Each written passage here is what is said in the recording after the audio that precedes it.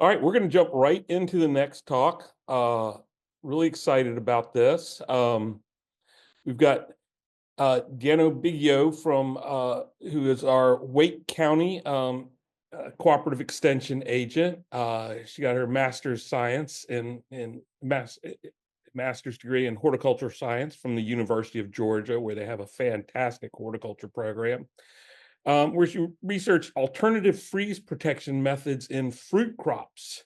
Um, Here in Wake County, she develops educational programming in horticulture for both consumer and commercial audiences, and she coordinates the extension master gardeners in Wake County. And she's going to talk to us today about the Southern Palate, not the Southern Palate. It's like the whole, not the whole. So, without further ado, Deanna, please join us. Hello. All right. And okay, I am unmuted. I see some of my master gardeners here in the Zoom call, so no pressure, I guess, to me to make sure I do this right. Um, Good morning, everyone. If you see me looking between, I have two monitors. So the Southern Palette, meaning that I'm going to highlight Southern crops because I am a New Jersey native. I did my bachelor's in Pennsylvania and I didn't go through this whole process until I moved to Georgia back in 2021. So I've gone through this experience. I can say I've done this myself. So yeah, I'm just gonna hop right into it if my thing wants to work. Okay, so a bit about me. Of course, I'm a Georgia dog. But this picture on the right is just a picture of the Wake County Cooperative Extension website. If you're not in Wake County, there is a website like this for every single county in North Carolina. You either have a horticulture agent like me for just your county, or if you live more in a rural county, you might have a horticulture agent that represents multiple counties or an ag agent. It really depends on the breakdown of where you live in the state, but we are here to help you. We do a lot of different things. If you call me about your Kentucky bluegrass, or if you call me about why is your peach tree not bearing fruit and it's 2 years old, I have to say, well, it's 2 years old. But we're here as the kind of intermediate, like people like Bryce Lane and Greg Page and all these amazing people who do research extension. What our job is to take all that amazing knowledge and spread it across the county and turn it into take that scientific information and put it into a more digestible format. So we are here for you. This will not be the last time you see me if you have horticulture questions, especially if you have soil test questions. So I am around, and if you see in the screenshot, our Wake County office is located at 4001 Carrier Drive. That's just outside of East downtown Raleigh. I know that's a little bit of a drive for some people, but if you live in East Raleigh or even Southeast Raleigh, we're pretty close. So yeah. I can't teach you everything. Like Bryce said, he had 3 hours of content, and I'm teaching you about all of edible gardening, and I can spend just 3 hours on tree fruit alone. And I'm doing everything. So that's a lot to try to teach you guys in a short amount of time. So bear with me. The second thing is it takes years to build healthy soil. Kind of how Bryce was saying, adding an inch of compost every year can be beneficial. I know that a lot of people think the rule of thumb that I've become accustomed to is that it takes about 3 years, give or take, if you're doing everything right to build healthy soil. So if you just moved here, especially if you're living on a new development or new property where the construction material just got hauled off, do not worry if your soil is not great. It takes time. And it's okay to fail. Ripping up healthy plants or having to cut something back or something died. I mean, we're here today to give you the best information on how to do things, but that doesn't mean your plant's going to cooperate. For example, I have a porch because I live in an apartment. My pepper plant never received direct sunlight at all, but it still gave me over 100 peppers, which kind of goes against what you would think about peppers. But then on the same end of the spectrum, I had a parsley plant that was getting the right amount of sun, the right amount of everything. and it didn't like it, and it still didn't produce as much. Now, was that my fault for putting in the same container as mint? Yes, but I will say that um, part of it too was that it was too hot during the drought, and even though I followed the baseline principles of what needed to be done, there are other things that can still happen. So don't be discouraged whether it's edible crops or not. It is okay to fail. Things will die. You could get pests that kill everything. You could have birds that eat your fruit. It's totally okay. Do not be discouraged. So, again, New Jersey native. So we're going to talk about the North Carolina environment a little bit, is because especially when it comes to vegetables, if you buy a seed packet and you flip it around, you see that chart of the United States, you see all these colors, you see all these planting dates. You're wondering, what does that mean? So we're going to walk through that. This is the 2023 updated USDA plant hardiness zone map. Now, what this means is that depending on the color and the map, that is the lowest, based on your zone, that's the lowest temperature that you'll experience in the environment. So this was just updated. All the zones shifted up, as in everything got warmer, which is not good, but we do what we can. And this is typically what you're going to see, a more simplified version of this on the back of a seed packet. So if we zoom in, and there we are in Raleigh, you would notice that according to the national chart, we are zone 8A, which means that the minimum temperature that you can experience here in North Carolina would be between 10 and 15 degrees Fahrenheit, or as you see on the other side, negative 12.2 to 9.4 degrees Celsius. But I'm going to show you guys also the state map. This is an interactive map that I believe exists through Wake County Soil and Water Conservation District. So if you want to know exactly what your zone is, depending on exactly where you live in the state, this is that map. But you'll notice on this map that it says we are actually zone 7B, which means that we can experience temperatures as low as 5 to 10 degrees Fahrenheit. So I just want to show you that because there might be a little bit of discrepancy between which resource you're using, but generally speaking, think about 7B to 8A in terms of our climate zone. I'm sorry for the blurriness on this map. If you've lived in North Carolina long enough, or maybe this is the first time I introduce you, we have 3 regions in North Carolina: our mountains, Piedmont, and coastal plain. Not only does that influence the temperature, but it also influences the type of soil. We are in the Piedmont region. If you've ever heard the phrase Georgia clay, that is what we are in. Piedmont is a clay loam soil, so it's not hard packed clay, hopefully most of the time, or depending on where you're at. But it does have a much higher clay content. And of course, the coastal plain is sand, and the mountains, you're going to have a richer soil as well. So this can influence kind of how you amend your soil, how you plant, and these are things to take consideration. So in summary, we are zone 7B or 8A, depending on your map. We are in the Piedmont region, and then because we are in the south, especially if you moved from the north or further south, in the summer, on average, we get about 9 hours of daylight, and in the winter, we get 5 hours, which is important to know depending on what you plant. So what do you need to grow edible crops in North Carolina? Sun. Of course, you need sun. It is one of the most important things. And if you are doing in-ground, in the landscape, or in a container, of course, your considerations are the same, but what you have to think about may be kind of different. So if you're looking in-ground, if you're going in the yard, you have to choose a location that is unobstructed by trees, buildings, etc., wherever you're living, because most edible crops need full sun. Some can handle partial sun. And if you're doing a root crop, you might have a little bit more flexibility on that, but general rule of thumb, you want full sun, which is 6 to 8 hours.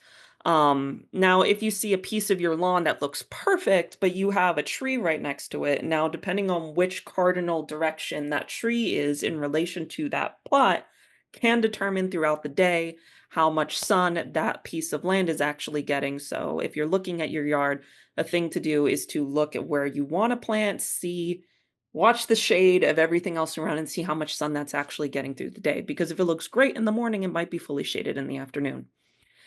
Now for containers, of course, if you're outdoors, it's the same situation as in-ground. But if you're like me, you live in an apartment, and whether you have a porch or not, our goal is to have windows, southern facing windows. Now, of course, not everyone has that. I happen to have north and eastern facing windows. North gets the least amount of light throughout the year, and east and west are okay.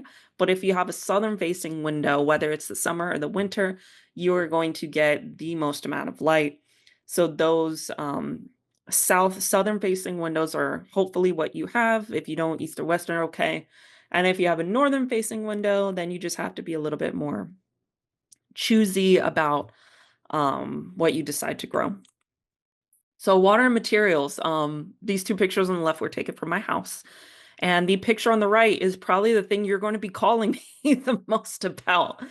So if you are growing things in ground, you're going to want to do a soil test. This is a service offered for free, thanks to the North Carolina Department of Agriculture. Now between April Fool's Day and about the week before Thanksgiving, if you drop off your soil tests in this handy dandy cabinet on the right at our Wake County Cooperative Extension Center, I will drop off those soil tests at the soil testing lab.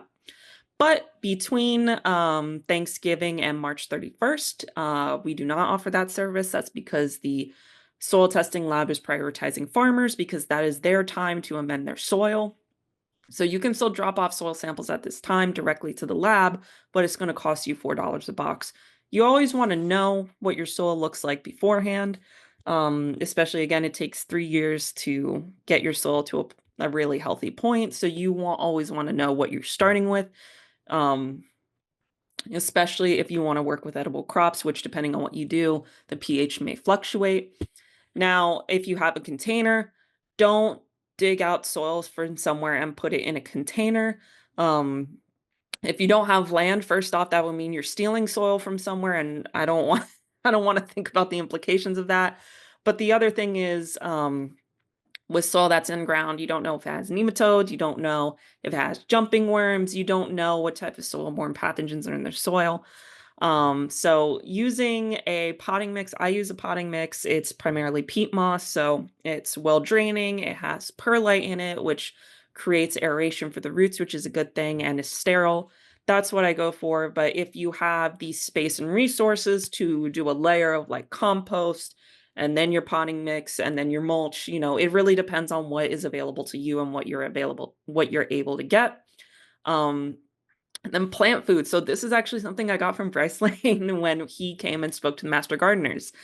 If you see a plant, especially if it's in a container and it's wilting or it looks a little strange. Now, while there are certain things that could indicate a disease, and that is something you can call me or the master gardeners for, the kind of jerk reflex is to water it or give it plant food or something in that. And before I got my degree, I will say I'm guilty of this. But this really neat tip that I got from Bryce is that 96% of what a plant needs is the sun. 96% of that plant success comes from the amount of light they're getting. So if your plant is looking off, unless it has an aphid on it or it has some type of characteristic that is indicative of a disease, it usually means it's not getting enough light. And that is the first thing you should focus on, because only 4% of that plant's success is coming from their soil. And especially if you're using something like potting mix, it already has the right amount of nutrients in it. So you adding plant food isn't going to necessarily do anything to begin with. You might just be oversaturating it, which having too many nutrients in your soil can actually also be bad for the plant, not just in changing the pH, but if you don't mix this and whatever you're adding right, your plants can get nitrogen burn. That's a big problem, especially with trees. So again, sun is the most important. If it's looking funky, then that's when you call me. Easy access to water, second thing, make sure you have a hose that can stretch out long and far into your yard, or you have a watering can. Something to think about when you're watering your plants is you're not just gonna, I know that you might think to just spray all over your plant. Well, all that water you're adding to the top of your plant in the hot, humid North Carolina, especially in the summer, can proliferate disease. So when you water your plants, you want to actually water as close to the root crown, so the soil, as possible. But make sure you have easy access to water, because if you're hauling water across your yard, that's going to get old really, really fast. So make sure you have a hose or you have a watering can and you're not watering all over the foliage of your plant. For pots, I know that's a hanging planter I have in my picture, but that bottom picture with my dog is actually a IKEA trash can that I drilled holes in, and that's going to be my potato bucket. Once I get some eyes on my spuds sitting under my sink. So really, if you have a container that has drainage holes in it, you will be fine. And then, of course, depending on whether you're doing a vegetable, a fruit, what have you, seeds, cuttings, or spuds. And of course, there's different recommendations for what works best in each. So, popular crops. Again, the reason we are the Southern Palate. We're going to start with veggies. So these are all these crops in this slide are what we're going to talk about today. First things first, something to consider, and this isn't just if you're doing edible crops or not, is the family, the plant family. And this is important because plants in the same family get infected by the same disease and will die of the same thing. So, for example, our eggplants, peppers, potatoes, tomatillos, and tomatoes are all nightshades. They are all in the same family. They will all die from the same thing. If your tomato dies from mosaic virus, do not put an eggplant in to that land the following year because it will die of the same thing. So if you're looking at this chart, if you have tomatoes, then next year you're going to put broccoli there.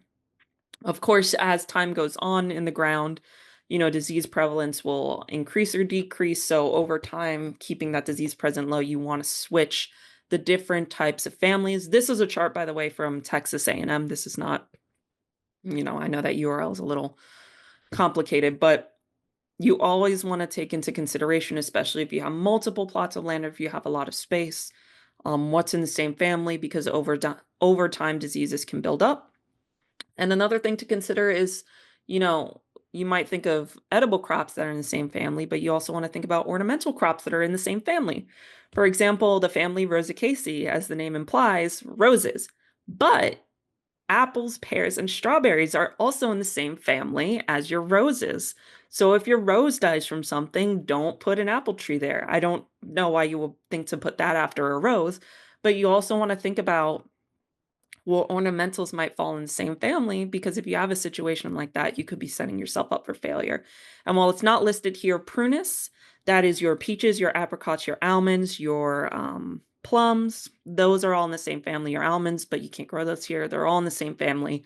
So if you're looking for a very long-term garden, especially if you're looking at trees or, non-container gardening, those are things you want to take into account. With a container, you don't necessarily have the same problem, but it is something to be aware of, especially if a certain pest really likes whatever you have in your container. So tomatoes, peppers, and eggplants, these are kind of the classic starter plants, especially tomatoes. Here in North Carolina too, there's a very strong love of your heirloom tomatoes. So you can find hundreds of tomato cultivars to grow here. And also everyone's a fan of their hot peppers here. Of course, eggplants as well. They're all your nightshades. If you're going in ground, you can do about 3 feet between each plant because they will grow up and out, and you want to give them the ideal amount of space to grow so that you have a real harvest. Even though that picture of the tomatoes here is more of a planting row, this is done more agriculturally, but that includes pruning. So the ideal pH in your soil for that is 6 to 6.5. That's more or less what you want for most of your vegetables, with a few exceptions. While everyone loves their heirloom tomatoes here, I will tell you right now, your cherry tomatoes will do better here. They seem to be a little bit more resistant of disease, and they tend to handle things better around here. So if you're starting out, especially, I would say start with a cherry tomato, and then you can build your confidence up to a big ox heart tomato. And the last thing is that this is something I've seen more in experience, is that peppers can be perennials if you let them.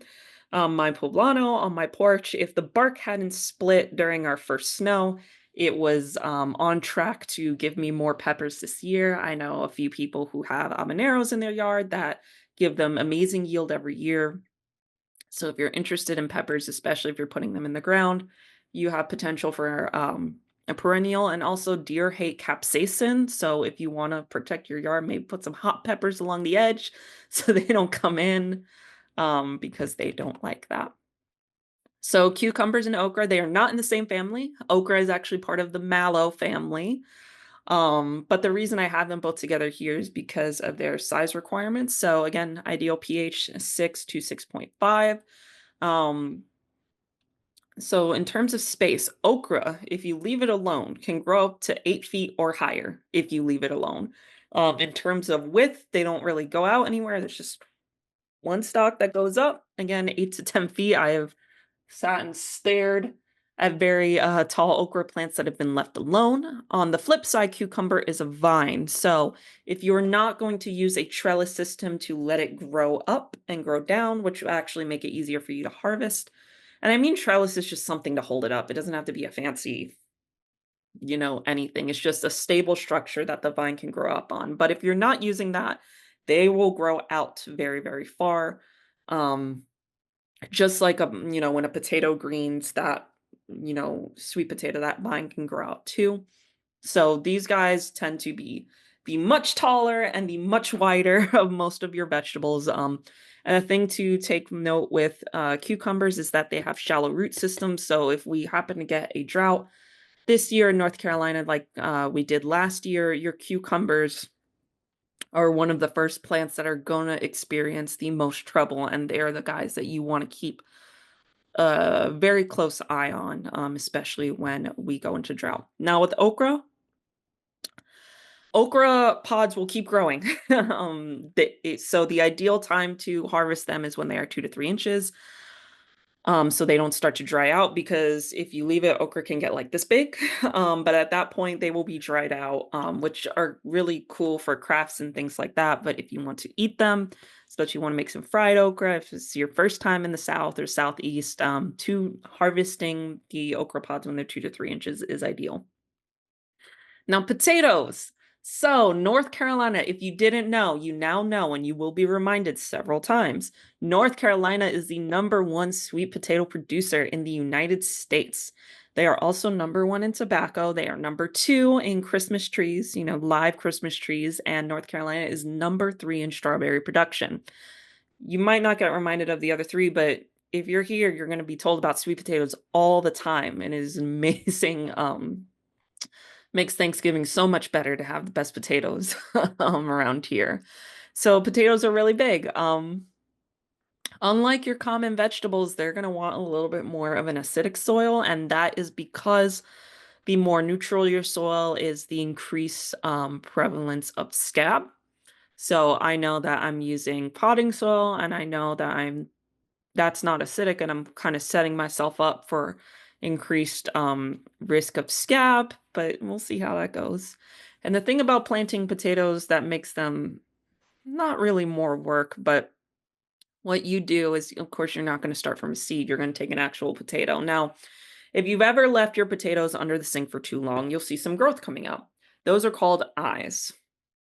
So what you want to do is, if you're interested in planting a potato, whether it's sweet or not, you have to take that spud and look around and look for two eyes, so two little growths coming out.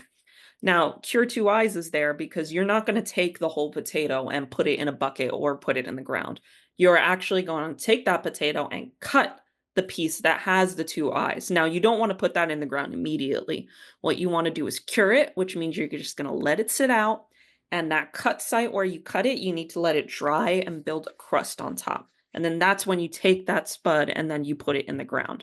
Now, if you're going to put it in the ground like you see in this bottom picture here, you're going to want to hill it, which means over time, as that greenage comes out, you're going to want to continue to cover with soil. This is because if a potato comes in contact with air, it's not fully underground, it can green.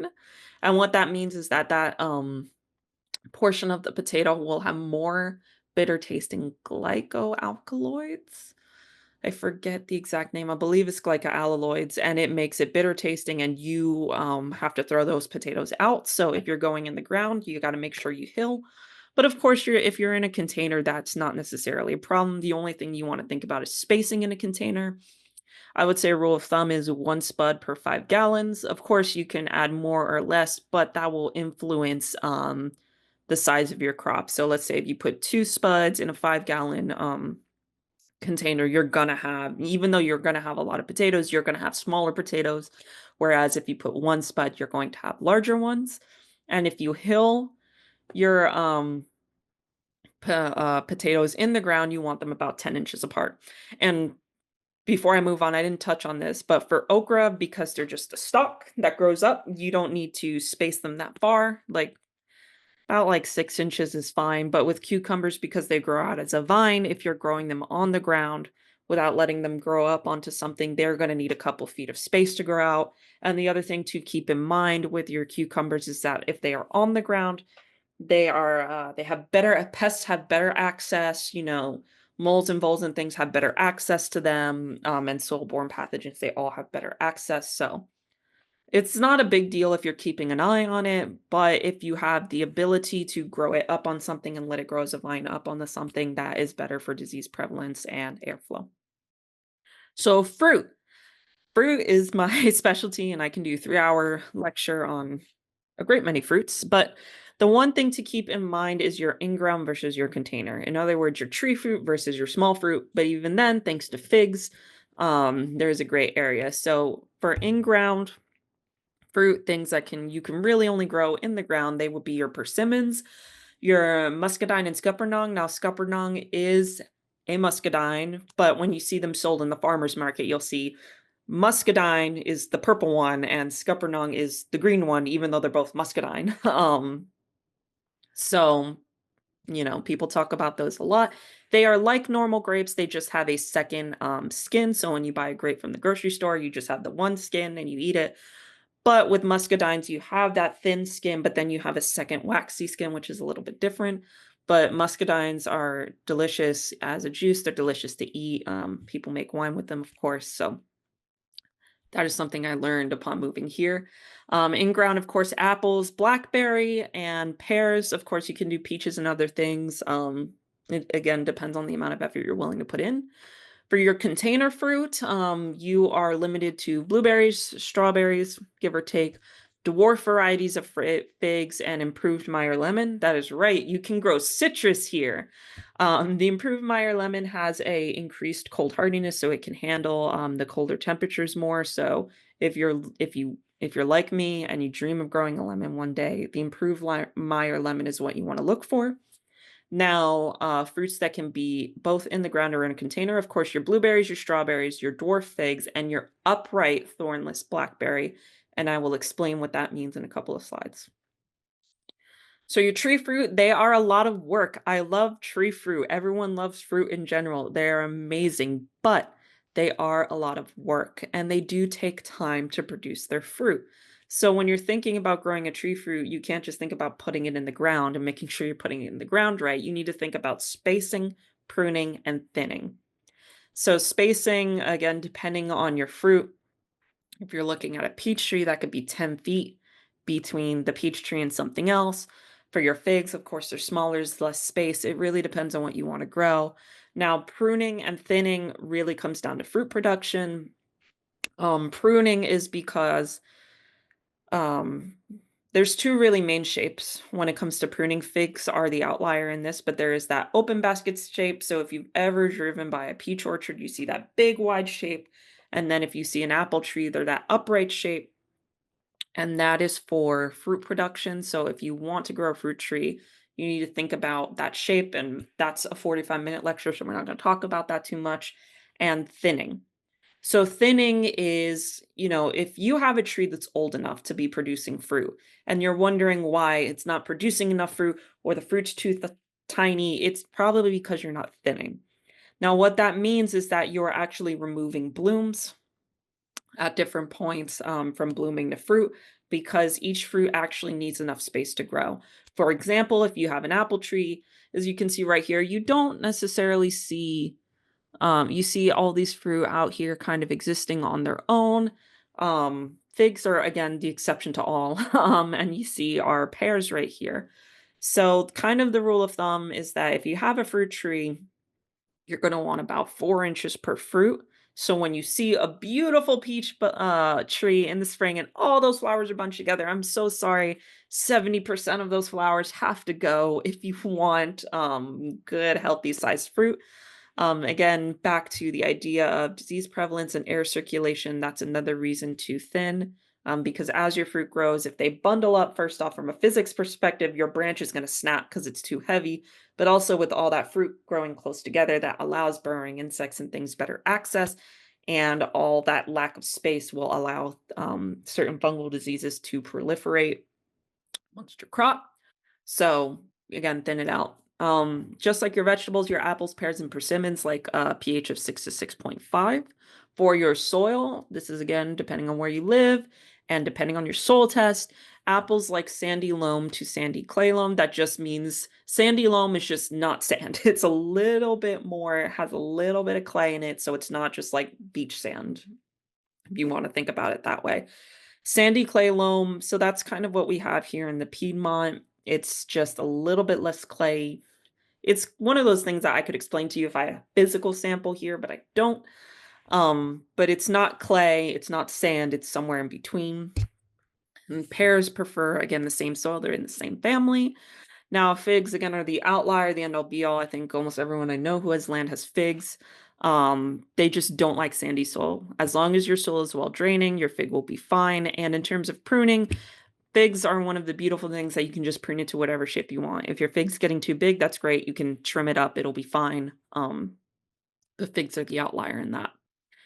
So your cultivar list, I can share the slides so you guys have this. Do not worry about trying to memorize all these cultivars. The only thing I will note here is that for your European pears, honey sweet and fan still are self-fertilizing. If you do or do not know, apples need a second cultivar to cross-pollinate. Pears are the same way, but if you grow a honey sweet pear or a fan still pear, they don't need that. They can self-pollinate. They're self-fertile. And with your figs, your Italian honey and Marseille figs are actually green figs, which is great because birds think that those figs aren't ready, so they will not eat them. So again, I'll share the slides. Do not worry about memorizing all of these.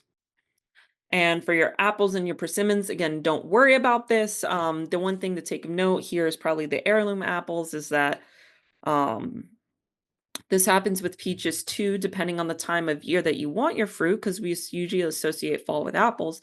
There are cultivars that bear fruit earlier. So Red June, as the name implies, actually bears fruit earlier in the summer, as opposed to other varieties that bear fruit later. The only thing to keep note here is that as much as I love gala apples, and if you love gala apples too and you want a gala apple tree, they are very susceptible to fire blight and apple scab. And that is just, again, with fruit trees, you have to be willing to put in the work, especially things like apples, because they are more, a lot of cultivars of apple that tend to grow well in this area tend to be more susceptible to fire blight, which can quite literally destroy an entire orchard if you don't catch it on time. So I love apples, just be prepared if that's your goal. And then persimmons, these are all Asian persimmon cultivars, but typically people tend to enjoy the taste of Asian persimmons more. I know I do. And they tend to grow better here. So those are the cultivars that are recommended. Now your small fruit. They one of my favorite things to tell people when they come to me or the master gardeners with a horrible soil test, meaning that it's very acidic, I always ask, are you interested in growing blueberries? And that is because blueberries love the worst soil that you can have. Strawberries, again, like that more ideal 6 to 6.5, but blueberries can tolerate 4.5 to 5 pH soil. That is acidic. They also love sand. So if you've ever been to a blueberry farm, you will notice all the sand. They love sand. They love acidic soil. It has to do with the way that they uptake nitrogen, but they love the worst soil ever. So if your soil is bad, you can probably put a blueberry in it and it'll be fine. As you can see from the pictures I have here of on top, strawberry production in a greenhouse versus blueberries in the field below. There's different spacing requirements. You can space your blueberries 8 to 12 feet apart. Now, blueberries can grow up to 8 feet tall. Depends on how you prune them. And your strawberries, as you can see, you can grow them very close together. We're looking at 12 inches apart between strawberry. Now, depending on the strawberry, you can kind of see the runners kind of here on that black plastic, and that's depending on how you grow them in the ground, that can really determine the cultivar that will determine how you space it. A thing to keep in mind with your blueberries specifically is your pruning, which is that picture I have here on the right. So blueberries are pruned differently from your fruit trees when you get your blueberry at planting. Now, this is if it is dormant. Do not do this in spring. You want to prune all your fruit, whether it's a tree or not, in February. Do not prune it any other time of year. You will get more growth, or if you prune it right before we start getting our frost, you just killed your next year's crop. So with a blueberry, you're going to prune all the flower buds at the beginning, and then going forward, these little guys right here on the bottom, these are what we call suckers. Those are growth outside of the crown of the blueberry. You want to remove those, and then you want to remove any um, pieces of wood that are kind of growing in and tangling into your fruit. Again, that makes it harder for you to get fruit, but it also increases the disease prevalence because you're reducing airflow, and that's the same with your fruit trees. And a thing to keep in note for strawberries and blueberries is that they have shallow root systems. Again, that's why blueberries love sand. And you'll notice how these are both on hills. If you grow either one of these in the ground, you're going to want to grow them on a hill because of their shallow root systems and, of course, keeping your soil well draining. Now, in terms of freeze protection, there are cultivars of blueberries that can handle things here in the south, but what you're going to want to do, especially if you're in ground, is most likely put some type of cover cloth on top. Now, of course, you can buy like fancy freeze protection cloth, but really, as long as you have a blanket or something warm, and of course, this is easier to do if you have one of these fruit in a container and you have them outside, cover them for an impending freeze or frost event. And that will make sure your plant survives. But if you don't have anything to cover with, that is, of course, why we look to planting things in the southern facing direction that get the most light, or if your plant's in container and you can't bring it inside, move it to a southern facing wall of your house. That will get the most heat to survive. Okay, so grapes and blackberry trellis system, unless you're looking at a upright blackberry. Again, this is a whole thing. I do have resources on that. This is your cultivar list. Again, we'll share it later. Your container fruit, these are very, very easy to grow. You just put them in your container. Again, you're going to want to protect it in the winter or move it to a warmer place. These are what you can grow. And in terms of competition, your birds and your squirrels and things are going to want to eat these guys. So if you want to put a cage or a net or have them somewhere where animals won't have as much access, that will help you keep your crop. So your leafy greens and your herbs, I'll get to herbs in a second, but they're super easy to grow. They can grow in containers or in the ground. They're very easy to grow. They grow very quickly. The only thing you want to do is check the leaves. As you can see from the lettuce, all those leaves are bundled up, which makes it very easy for tiny pests to hide inside. So as you're growing these, you just want to keep an eye out and look for thrips or other insects that could be in there. And the first frost, there's no scientific evidence to suggest that college going through a frost will taste sweeter, even though it's commonly socially accepted. So do with that what you will.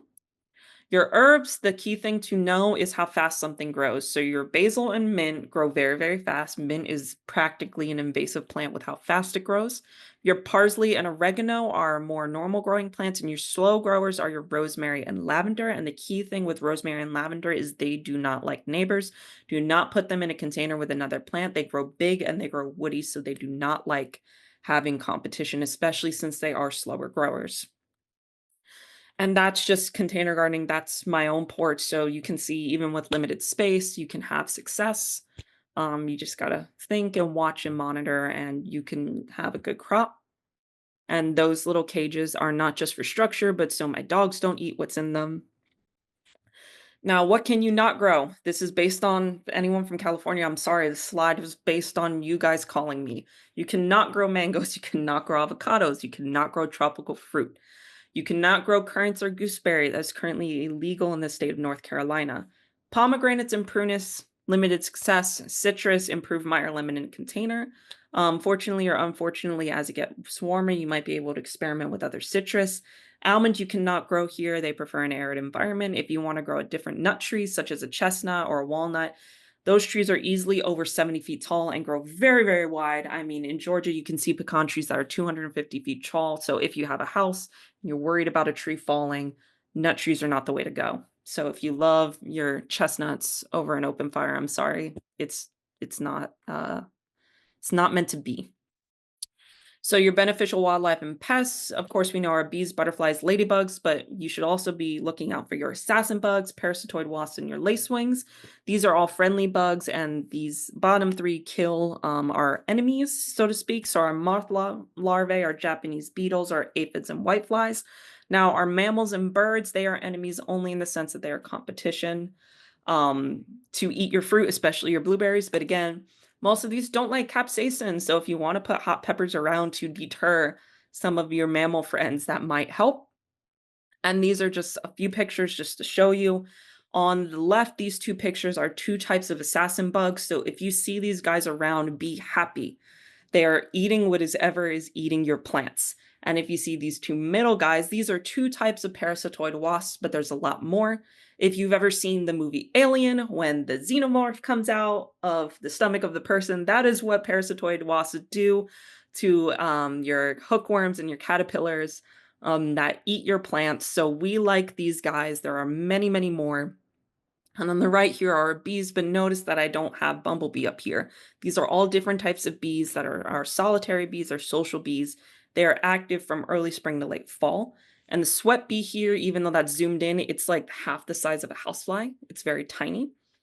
And we have a lacewing down here, which its larvae eat soft body insects like aphids. And just to touch on honeybees, I know they are the poster child for pollination. Here's a honeybee doing its thing, and you can see everything's tucked in nicely on its leg. And then you look at a mason bee, and here's all the pollen all over it. So clearly, one is better at its job than the other. We love honeybees, but our mason bees, our leafcutter bees, our native bees tend to do a lot better at pollination. So you want to encourage them or not be prone to killing them, I suppose, because you will have insects if you have plants. It's natural. And here are your bad guys to look out for. This is your aphid. This is an aphid giving birth. This is a hookworm, which will, parasitoid wasps will lay their eggs in, which will eat this thing from the inside out. It's very interesting to see. These are your whiteflies here, are very devastating to vegetable crops. Your Japanese beetle as an adult, which eats a lot. This is a Mexican bean beetle. I know it looks like a ladybug, but we don't want these guys here. And here is a bagworm. Now, these are bad not because they eat your crop, but if you notice that silk up here, that actually girdles that branch of a tree, and that is really more for your trees, but that is why a bagworm would be bad. And that's about it. Um, these are the resources I have, but I gave the URLs to the lovely folks at JCRA. These are all NC State online publications that you can look for to actually go further in depth with whatever you choose to grow. And everything from this presentation, whether it is pictures, facts, or slides, you know, even though I know all of this stuff, this has all been pulled and I've double checked all of this with NC State publications. So everything in this presentation can be found in one way or another in an NC State publication. And again, if you have questions, you'll probably end up calling me or the Master Gardeners. So thanks.